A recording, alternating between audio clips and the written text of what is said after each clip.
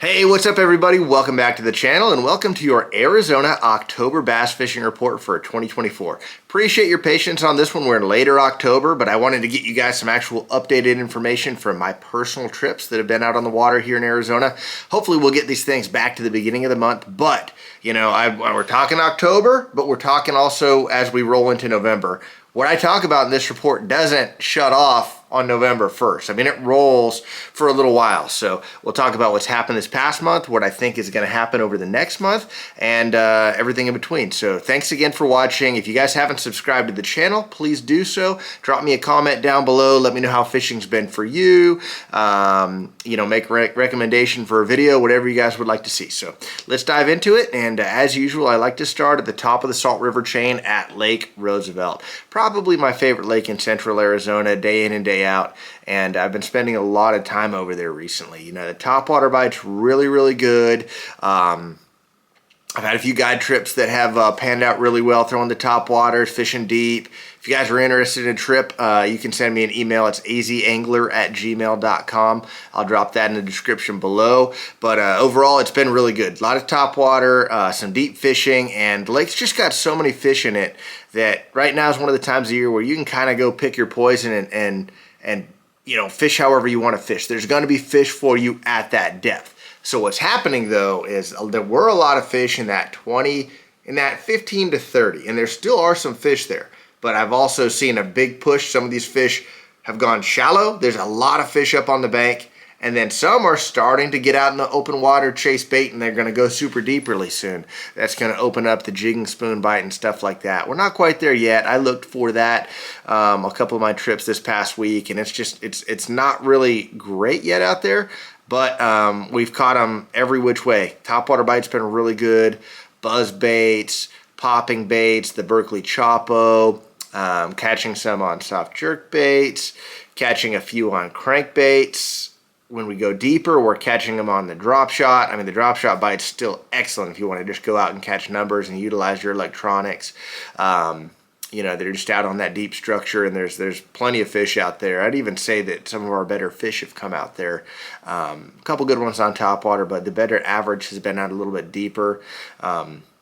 Another good bait is the Berkley Power Switch. You know, this is what it looks like here in the package. I've got an old one out of the package here, but this is a really good bait because it gets down to the fish quick. When you're actually using your live scope or your electronics, that thing gets down to them quick. It's a bait fish imitator, and when you work it, as you snap it, it darts side to side all which ways. So we talk about it a lot when you're live scoping, but you want a bait that moves laterally, not horizontally, right? So you get it in front of the fish, and as you're working it, you're not pulling it away from the fish. You're moving it left, right, up, down, but not away from that fish. Catching fish on that, and we're about to be catching a lot of fish on that thing as the water continues to cool. Right now, the water at Rosie is like 73%. It's 23% or 23 feet down, and it's on the fall, which is a good thing in my opinion for the fishing. Water's, you know, clear in some parts, got a little bit of stain in other parts, but it's a little warm too. It's still in the 70s. I think with this cooler weather that we have coming next week, we're going to see it drop into the 60s. So I anticipate things to be changing fairly soon, but as of right now, full-blown awesome fall bite. Apache. You know, I haven't been on Apache in the last few weeks, but, you know, a lot of the stuff I said on Roosevelt kind of holds true at Apache as far as stuff to try. I think the fish are probably keying in on shad big time right now. Topwater on that lake, it's been real hit or miss over the last few years. I'm sure it's there. It's definitely worth trying, especially early in the morning. I wouldn't recommend an all-day topwater bite at Apache as I would at Roosevelt. You know, you're going to have to put that topwater down eventually and go subsurface if you're fishing Apache. But the thing about Apache is you've got a better chance to catch a bigger fish. The quality in Apache is always a little bit bigger than the quality in Roosevelt. The fish just look a little different. So if you're looking for a bigger fish or to try something different, Apache's a great bet.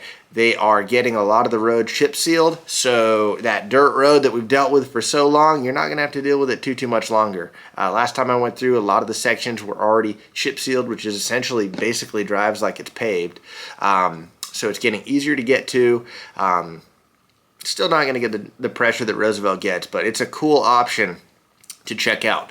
All the same stuff bait wise works there. I would mix in a jerk bait if I was going over there a little bit, maybe even some more crankbaits, and all the bottom stuff as well, the drop shots, the jigs.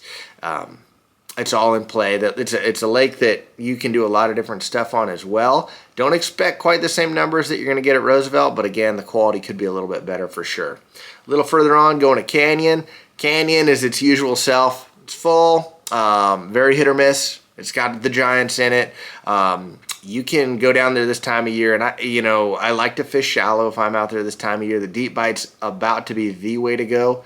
It's the last opportunity to really have a consistent shallow bite or a semi-consistent shallow bite at Canyon. Well, you got a little bit of grass still in there, stuff like that. So if I was going to Canyon, I'd fish shallow, crankbaits, vibrating jigs, maybe some stuff up around the shallow reeds, and then we're gonna blink. We get into November, and when that water cools off, be ready to go. Your stuff like your spoons.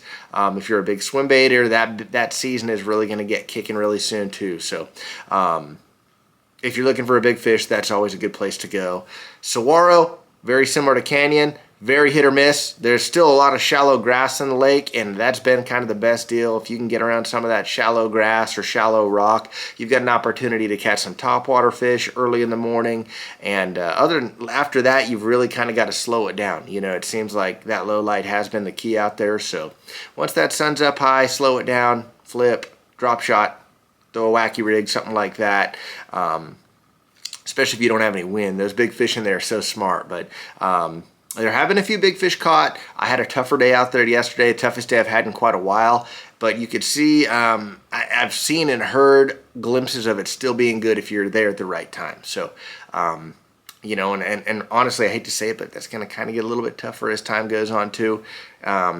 Once they group up deep, if you're good with your electronics, you can do some damage out there in the wintertime. But if you're a diehard shallow angler, times are going to get tough at Saguaro for the next couple months as it cools off. Heading over to Bartlett, water has been doing some crazy stuff. It shot way up really fast. They released a bunch of water out of Horseshoe, filled Bartlett up to like 65%, and that's 26 feet down. I got notes here. It's 26 feet down, and it's actually started to slowly creep back down. So Bartlett came up, slowly coming back down. Shallow is going to be the way to go out there, in my opinion. Water's kind of a normal watercolor, so get out there, beat the banks, throw your shad imitators, your crankbaits, spinner baits, vibrating jigs, a little bit of topwater still, and as it cools off a little bit more, you're going to be doing more jigs, drop shot, stuff like that. But right now, if you're a live scoper, you can take the power switch, one of these guys, and chase those fish around in open water. There's still some of that going on. There's fish chasing shad, and that'll continue through the winter as well. Pleasant has been, the water's really, really low. Like, it's at the lowest you'll see it, which is not a bad thing. Like, it's great to see our lakes full, but Pleasant is a lake that they maintain the water level themselves. The APS, through the canals, they've got that thing super, super low. They're going to start filling it up, but when it's low like this, I like it because the fish are very congregated. There's not so much cover for them to be in. The bays are smaller, so you go into one of those big creek arms, and whereas typically it would take all day to break down one of those creek arms, you can go in there and it's a third of the size that it is when the water's full. So you can really break it down quick, see where the bait's at, move around, and hopefully get on the fish quick. Topwater time out there right now. It's a good topwater lake. Throw your walking baits, your buzz baits, your choppos, your ricos. They're all good. Anything that looks like a shad, though, it's a good lake to throw a flutter spoon on in the fall. Little swim baits. Obviously, the drop shot's always a good bet out there, but you can do a lot at Pleasant right now. The main thing I would say is look for bait, and then if you get into an area that you catch some fish, you can leave and come back later and catch them again. It's very timing specific. Maybe you fish an area and see bait. Maybe you see fish and you can't catch them. Come back at a different time of day. They might be biting. Those fish run on their own schedule out there, but this is one of the better times to fish that lake. And as we cool off and get into the cooler months, to me, that's when Pleasant really shines because the fish seem to stay shallow and active on that lake more than other lakes, and you've also got Of course, the largemouth that most of us are after, but the whites and stripers too. They're a lot of fun to catch. And there's a good chunk of those guys that live shallow all winter long. So as we move from fall into late fall and eventually into the winter time, Pleasant's a great bet. That's when I really like to fish out there a bunch. So yeah, appreciate you guys watching. I've got a couple guide dates open left for the winter time. It's booked up pretty much, but I got a couple. So if you guys are interested in getting out, doing some fishing, learning a lake better, learning how to use your electronics, let me know. I'm gonna have a few in the spring as well, which I rarely do, but we've got a couple good gaps in the tournament schedule. So if you want to get on the calendar early for spring of 25, send me an email, all lowercase, azangler@gmail.com. We can talk about it, pick a lake, pick a time, and get out and catch some fish. So thank you again for watching, and we'll be back at you guys next month.